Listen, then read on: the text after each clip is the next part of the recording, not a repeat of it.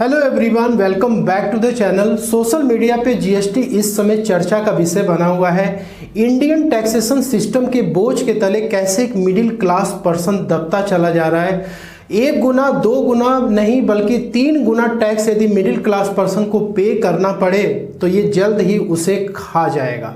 Video काफ़ी informative होने वाली है। चैनल को सब्सक्राइब कर लें, बेल आइकन को प्रेस कर लें। वी कांट एस्केप, ऐसी 5 चीज़ें हैं जिससे कि हम बच नहीं सकते हैं, जो कि हमारे कंट्रोल में है ही नहीं। Number 1, birth. एक व्यक्ति कहाँ पे जन्म लेगा, किसके घर में आएगा, उसे नहीं पता है। वो ईश्वर से कह भी नहीं सकता है कि मुझे किसी मिडिल या लोअर क्लास में जन्म नहीं लेना है, बल्कि मुझे किसी अपर क्लास में टाटा, अंबानी या बिरला के घर में जन्म लेना है। क्या ऐसा हो सकता है? ये पॉसिबल नहीं है, क्योंकि ये हमारे नियंत्रण में नहीं है और हम इससे बच नहीं सकते। सेकेंड है डेथ। किसी भी पर्सन को आपने सुना होगा कि डेथ तो सर्टेन है, मरना तो सभी को एक दिन है, लेकिन उसकी टाइमिंग क्या होगी, प्लेस क्या होगा और कैसे डेथ होगी, ये किसी को नहीं पता है। तो ये भी हमारे अंडर में नहीं है और हम इससे बच नहीं सकते। नेक्स्ट है टाइम। समय दोस्तों निरंतर बढ़ता रहता है, इसकी गति अपने अनुसार चलती रहती है। हम समय को बदल नहीं सकते, ना ही हम समय से बच करके भाग सकते हैं। समय के साथ हमें चलने की जरूरत पड़ती है। जैसे कि आपको जीएसटी रिटर्न और इनकम टैक्स रिटर्न फाइल करने की एक डेडलाइन दी जाती है कि उस डेट तक आपको फाइल करना है। यदि ये डेडलाइन आपके नियंत्रण में होता तो आप तुरंत इसको शिफ्ट कर देते, लेकिन ये गवर्नमेंट के हैंड में है और हम गवर्नमेंट से कह करके इसे शिफ्ट नहीं करा सकते। तो इस डेडलाइन तक हमें अपना काम करना है, नहीं तो उसके बाद पेनल्टी पे करना होगा। और नेक्स्ट होता है चेंज। परिवर्तन इस पृथ्वी का नियम है। जैसे जैसे चीज़ें परिवर्तित होती जाती हैं, वैसे हमें भी इसके अनुसार परिवर्तित होते जाना है। ये 4 पॉइंट हमारे लाइफ के लिए काफ़ी इंपॉर्टेंट है और इससे हम एस्केप नहीं कर सकते, बच नहीं सकते हैं। और एक है लास्ट में, वो होता है टैक्स। टैक्स में भी डायरेक्ट टैक्स और इनडायरेक्ट टैक्स, 2 प्रकार के टैक्स होते हैं जिससे कि हम बच नहीं सकते। तो टैक्स 2 प्रकार के होते हैं, एक होता है डायरेक्ट टैक्स और इनडायरेक्ट टैक्स। अब ये आप मत समझिएगा कि मैं आपको इसके ऊपर बहुत लंबा चौड़ा लेक्चर देने वाला हूं, लेकिन एक मिडिल क्लास पर्सन कैसे इसके तले धंसता चला जा रहा है, ये आपके लिए जानना जरूरी है दोस्तों। डायरेक्ट टैक्स इंपॉर्टेंट है। इनकम हो तब दे देना। सरकार आपसे कहती है कि भाई जब तुम्हें इनकम हो तब तुम डायरेक्ट टैक्स दे देना। और इस इनकम के लिए आपको क्या करना होता है, रात दिन मेहनत करनी पड़ती है। और जब ये इनकम होती है ना, तो आपको गवर्नमेंट को टैक्स देना होता है। एक लिमिट तक गवर्नमेंट ने टैक्स फ्री कर दिया कि भाई 2.5 लाख तक है तो तुम्हें टैक्स नहीं देना है। न्यू रेजिम में आते हो तो 3 लाख तक टैक्स नहीं देना है। लेकिन यदि उस लिमिट के ऊपर यदि आपकी इनकम बढ़ती है तो आपको टैक्स देना होगा। अब टैक्स में भी 2 प्रकार के टैक्स इन्होंने लगा दिए। तो पहला तो हो गया नॉर्मल स्लैब वाली रेट। यदि आपकी इनकम स्लैब में आती है तो उस पर टैक्स आपको अलग से देना है। जैसे आप ओल्ड रेजिम में जाते हैं तो 2.5 लाख तक जीरो है, 2.5 से 5 तक यदि आप तक 5% का रेट है, 5 से 10 के बीच में 20% का है, और उसके बाद 10 के ऊपर है तो 30% का रेट है। लेकिन यदि आप न्यू टैक्स रेजिम में जा रहे हैं तो 3 लाख तक कोई टैक्स नहीं देना है, 3 से 7 के बीच में है तो 5% का है, 7 से 10 के बीच में है तो 10% का, 10 से 12 के बीच में आते हो तो 15%, और 12 से 15 के बीच में यदि इनकम आती है आपकी तो आपको 20% का देना है, और उसके बाद 15 के ऊपर यदि जाते हो तो 30% का टैक्स देना है। तो ये तो हो गया नॉर्मल स्लैब रेट की टैक्स। इसके बाद गवर्नमेंट कहती है कि कुछ स्पेशल रेट के भी टैक्स हम आपसे लेंगे। किस बात का भैया? म्यूचुअल फंड शेयर मार्केट में यदि पैसा निवेश कर रहे हो, उस पर यदि गेन होगा तो 20% का 1 साल के अंदर के लिए ले लेंगे, और यदि 1 साल के बाद यदि कुछ गेन होगा तो उस पर 12.5% के रेट से ले लेंगे। लॉटरी से हो रही है, ऑनलाइन गेमिंग से हो रही है, क्रॉसवर्ड पजल से हो रही है तो 30% का रेट ले लेंगे आपसे। और यदि आपने क्रिप्टो करेंसी से यदि पैसे बनाए हैं तो भाई 30% का टैक्स हम आपसे लेंगे। यहाँ पे देखिए, ध्यान दीजिए, mutual fund, share market, lottery, online gaming में जो पैसा आप डाल रहे हो, उस पैसे को आप ध्यान दो कि उस पर आप ऑलरेडी टैक्स दे चुके हो सकता है स्लैब रेट से आपने टैक्स पहले पे कर दिया उस इनकम पर। अब आप उस पैसे को यूज करके आप क्या कर रहे हो, प्रॉफिट बना रहे हो, तो उस पर स्पेशल रेट से टैक्स आपको देना है। लेकिन इनडायरेक्ट टैक्स जो यहाँ पर है, इसके लिए थोड़ा सा रूल बिल्कुल अलग है। यहाँ पर तो एक मिडिल क्लास पर्सन किस तरीके से मारा जाता है वो आप यहाँ पे देखिए। इनकम हो चाहे ना हो भाई, टैक्स तो तुमको देना ही पड़ेगा। एक व्यक्ति अपने लाइफ में मतलब कि घर बनाने से लेकर के कपड़े लत्ते पहनने तक, बाहर के जो भी वस्तुएं हैं इस्तेमाल करने से लेकर के, वो हर तरफ टैक्स के दायरे में ही वो आता है। आप कोई भी आइटम खरीदने के लिए दुकान पे जाते हैं तो वहाँ पर आपको पता ही नहीं है कि हम कितना % वहाँ पे इनडायरेक्ट टैक्स पे कर रहे हैं। भाई आपको जीएसटी देना पड़ेगा, हाउस टैक्स आपको देना ही पड़ेगा, वाटर टैक्स आपको देना होगा, उसके बाद रोड टैक्स देना होगा, टोल टैक्स देना होगा। तो रोड टैक्स से आप कैसे बच सकते हैं? यदि आप कोई गाड़ी खरीदने के लिए जाएं तो आप एक लंबा चौड़ा बिल देखते हैं तो आपको लगता है ठीक 12 लाख का बजट लेके आए थे, ठीक है हमारे बजट में हम गाड़ी खरीद लेते हैं, लेकिन आप उसके भीतर नहीं घुसते हैं कि किस प्रकार के टैक्सेस यहाँ पे लिए जा रहे हैं। CGST SGST 14% 28% का GST रेट पे करना होता है, सेस अलग से देना है आपको। TCS अलग से है, मान लीजिए कि यहाँ पे 0 है, टैक्स कलेक्टेड एट सोर्स।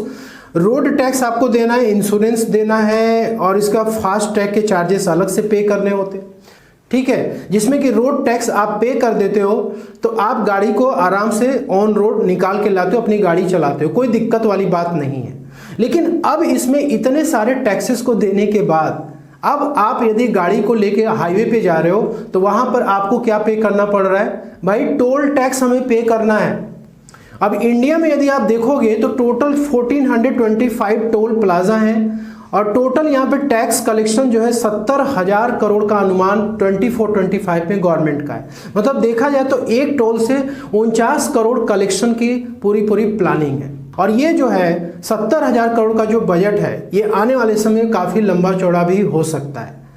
तो ऑलरेडी एक मिडिल क्लास पर्सन के ऊपर किस तरीके से यहाँ पे भार पड़ रहा है।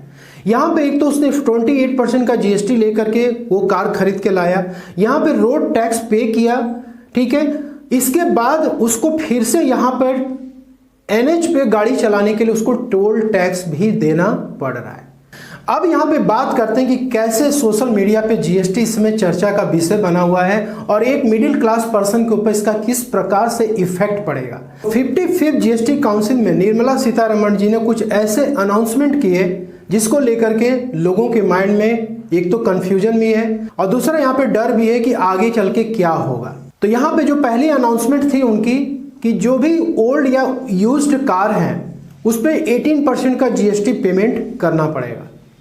जैसे मान लीजिए कि यहाँ पर आप जो है आपने कोई कार 12 लाख रुपीस की बाई की और उसको आपने 9 लाख रुपीस में सेल कर दिया, 3 लाख रुपए का आपको लॉस हो गया।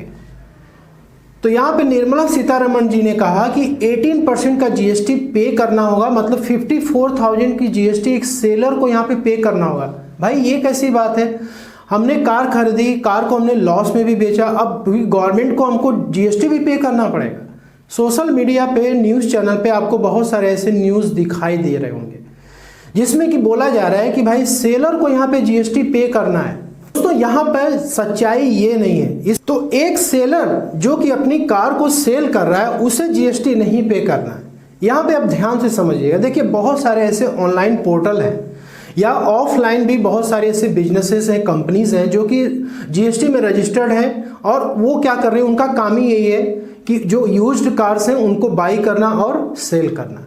जैसे यहाँ पे स्पिनी है जो कि एक ऑनलाइन पोर्टल है, कार24 है और OLX ऑटो है, ठीक है। आप क्या करते हो, आप यहाँ पे जाते हो अपनी ओल्ड कार लेकर के और आप इसको सेल करते हो और वो लोग आपको उसकी प्राइस को पे करते हैं।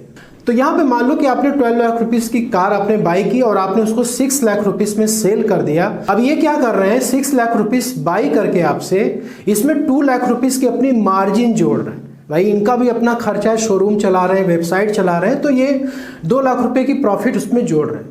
तो यहाँ पे निर्मला सीतारमण जी का ये कहना था कि जो मार्जिन ये कंपनियां चार्ज करेंगी ये मार्जिन पे 18% का GST पेमेंट करना होगा। किसे करना होगा? इस कंपनी को करना होगा। भाई ये कंपनी GST लेके आएगी कहाँ से? तो ये कंपनी बोली ठीक है कोई बात नहीं, 18% की GST आप ले लीजिए, हम दे देंगे, लेकिन ये लाएगी कहाँ से? तो ये लाएगी जो कार बायर हैं उनसे कलेक्ट करेगी। तो ये जो बायर कौन है दोस्तों? एक मिडिल क्लास का पर्सन हो सकता है जो कि इस कार को सेकेंड हैंड में खरीद रहा है, तो उसके ऊपर ये बर्डन आने वाला है। और ये कोई नया रेट नहीं है, ये पहले से ही चला आ रहा है। 12% की जीएसटी पहले से ही सेकेंड हैंड कार पे थी, लेकिन अब ये 18% की हो चुकी है। और दूसरी बात यहाँ पे ये है कि यदि हमने किसी इंडिविजुअल पर्सन को कार बेचा तो क्या उस केस में जो बायर है क्या उसे भी जीएसटी पे करना होगा? तो यहाँ पे आंसर इज नो। कुछ लोग OLX पे भी अपनी कार को लिस्ट कराते हैं, ठीक है, और यहाँ पे बायर्स आते हैं और कार को बाई करते हैं, तो इस पे भी जीएसटी का कोई भी प्रोविजन नहीं है। जब यदि OLX ऑटो कार को बाई करे, ठीक है, और उसको फिर क्या करे, सेल करे मार्जिन लगा करके, तो फिर OLX ऑटो को यहाँ पे जीएसटी पे करना होगा 18% का, और बायर से कलेक्ट करेगा। और थर्ड सिनारियो यहाँ पे ये है कि बहुत सारे लोग क्या करते हैं कि अपने बिजनेस के नाम पे कार खरीद लेते हैं, उसी कार से जो है जाते आते रहते हैं, उस पर जो भी उनका कॉस्ट होता है कार का, उस पर डेप्रिसिएशन क्लेम करते हैं हर साल। तो 15% का डेप्रिसिएशन मान लीजिए क्लेम कर रहे हैं, तो एक टाइम के बाद क्या कर रहे हैं, उस कार को वो सेल कर रहे हैं, ठीक। तो जो भी डेप्रिसिएटेड वैल्यू है, यदि उससे ज़्यादा में वो कार को सेल करेंगे तो उस केस में जीएसटी का पेमेंट गवर्नमेंट को उन्हें करना पड़ेगा। लेकिन डेप्रिसिएटेड वैल्यू से कम में यदि आप कार को सेल कर रहे हो तो उस केस में जीएसटी आपको पे नहीं करना पड़ेगा। तो ये कुछ मिसकम्युनिकेशन थी जो कि सोशल मीडिया पे फैलाई जा रही थी, ठीक है, जिसको कि आपको क्लियर करना जरूरी था। इसके बाद नेक्स्ट है यहाँ पे पॉपकॉर्न, बच्चों की सबसे ज़्यादा पसंद की जाने वाली वस्तु। इवन बड़े लोग भी इसको खाना पसंद करते हैं, स्पेशली जब मूवी हॉल में जाते हैं तो वहाँ पर पॉपकॉर्न लेते हुए मूवी देखने का मज़ा ही कुछ और होता है। अब देखिए खाने पीने वाली चीज़ों के ऊपर किस तरीके से गवर्नमेंट जो है टैक्स कलेक्ट कर रही है, ये अननेसेसरी बर्डन नहीं है तो और क्या है दोस्तों। अब ये कहते हैं 5% की जीएसटी हम लेंगे यदि कोई प्लेन पॉपकॉर्न है, यदि पैकेट में यदि ये पॉपकॉर्न बेचा जा रहा है तो 12% की जीएसटी कलेक्ट करेंगे, और यदि ये कैरेमलाइज्ड हो जाता है, मतलब इस बार के जीएसटी काउंसिल में इन्होंने यही क्लियर कर दिया कि यदि ये कैरेमलाइज्ड है, फ्लेवरिंग एजेंट इसमें डाले गए हैं, कोई शुगर वगैरह ऐड किया गया, स्पाइसेस वगैरह ऐड किए गए जिससे कि कैरेमलाइज्ड हो जाए, तो उस पर हम 18% की जीएसटी चार्ज करेंगे। तो दोस्तों यहाँ पर एक पर्सन यदि जा रहा है पॉपकॉर्न खाने के लिए, उसका बच्चा यदि उसके साथ में है और बोलेगा कि पापा हमें पॉपकॉर्न खाना है, तो वो चॉकलेट वाला बोलेगा खाना है, तो वो कभी भी चॉकलेट पॉपकॉर्न खरीदने से पहले वो 5 बार सोचेगा, क्योंकि 18% की जीएसटी है। और मिडिल क्लास पर्सन को ये बात पता नहीं होती है दोस्तों कि वो कितना परसेंट जीएसटी इनडायरेक्ट टैक्स वो पे करता जा रहा है मार्केट में। हर एक वस्तु पे जीएसटी रेट अलग अलग है, कोई व्यक्ति आपको नहीं बताएगा कि हाँ भाई इस पर इतना परसेंट की जीएसटी है, जब तक आप उसे इनवॉइस नहीं मांगेंगे। यहाँ पर एक सिचुएशन याद आ गया, रोटी और पराठा का। आप किसी रेस्टोरेंट में जाते हैं कहीं भी खाने के लिए, ठीक है, तो यदि आप रोटी मंगाओगे तो 5% की जीएसटी, ठीक है, ये पहले से ही चला आ रहा है। और यदि आपने पराठा ऑर्डर कर दिया तो 18% की जीएसटी है, ठीक है। तो पराठे को बोला जाता है, गवर्नमेंट बोलती है कि लग्जरी आइटम्स हैं, और ये तो आपका नॉर्मल है, ये तो कोई भी खा सकता है। कोई एक मिडिल क्लास का पर्सन यदि पराठा खाने जा रहा है तो वो लग्जरी आइटम है, फिर इस केस में उसको रोटी ही खाना है। इसमें क्या लॉजिक है पता नहीं है दोस्तों। प्रोडक्ट एक ही है, आटे से ही सारी चीज़ें बन रही है। यहाँ पे पॉपकॉर्न के भी वही सिनारियो है, लेकिन एक ही कैटेगरी के प्रोडक्ट के अलग अलग रेट्स यहाँ पे हमें पे करने पड़ रहे हैं। तो देखिए यहाँ पे मोदी जी एक तरफ कहते हैं 1 नेशन 1 इलेक्शन, जिसका कि प्रपोजल अभी रखा गया, पास होने के लिए पेंडिंग है। यदि ये पास हो जाता है तो सारे स्टेट और सेंटर के इलेक्शन एक ही बार होंगे, ठीक है, ऐसा नहीं कि बार बार चुनाव आपको देना पड़ेगा। तो जैसे ये बात की जा रही है वैसे जीएसटी में भी 1 नेशन 1 टैक्स होना चाहिए। वैसे बोला तो जाता है कि ये 1 नेशन 1 टैक्स है, लेकिन आपने देखा भी एग्जाम्पल में कि कैसे पॉपकॉर्न के ऊपर 5%, 12%, 18% की जीएसटी लगाई जा रही है। कैसे जो है एक गाड़ी हम खरीद रहे हैं तो उस पर जीएसटी ऑलरेडी पे करके ला रहे हैं, रोड टैक्स पे करके ला रहे हैं। फिर हम टोल प्लाजा पे जा रहे हैं तो वहाँ पे टोल प्लाजा के भी टैक्सेस हमें पे करने पड़ रहे हैं। कैसे हम रोटी के ऊपर 5% दे रहे हैं, पराठे के ऊपर 18% दे रहे हैं। तो कैसे ये 1 नेशन 1 टैक्स हुआ? यहाँ पर तो आप ठीक है, गवर्नमेंट को टैक्स की ज़रूरत है, यदि टैक्स नहीं गवर्नमेंट वसूल करेगी तो हमारा देश कैसे विकसित करेगा। लेकिन एक ही कैटेगरी के लिए एक ही रेट यदि हो तो बेहतर हो। पॉपकॉर्न के लिए आप 12% लगा दो, 12% ही सारे वैरायटी के ऊपर आप लगाओ, ठीक है। और यदि आप मान लो कि रोटी वाली चीज़ें हैं तो आप एक ही तरीके का रेट लो, 5% रोटी पे भी लो, 5% पराठे पर भी लो, नान पर भी लो, ठीक है, तो आपको ये चीज़ सोचना समझना जरूरी है, इसके लिए आवाज़ उठानी है जिससे कि गवर्नमेंट अपने इस सिस्टम को चेंज कर सके। तो दोस्तों इतनी बातें आपको बतानी थी, एक मिडिल क्लास पर्सन किस तरीके से टैक्स के बोझ के तले दबता चला जा रहा है, ये इंपॉर्टेंट है। तो उम्मीद करता हूँ कि वीडियो में दी गई जानकारी आपको पसंद है, अच्छी लगे लाइक शेयर जरूर करिएगा। मिलते हैं नेक्स्ट वीडियो में। Thank you so much for watching this.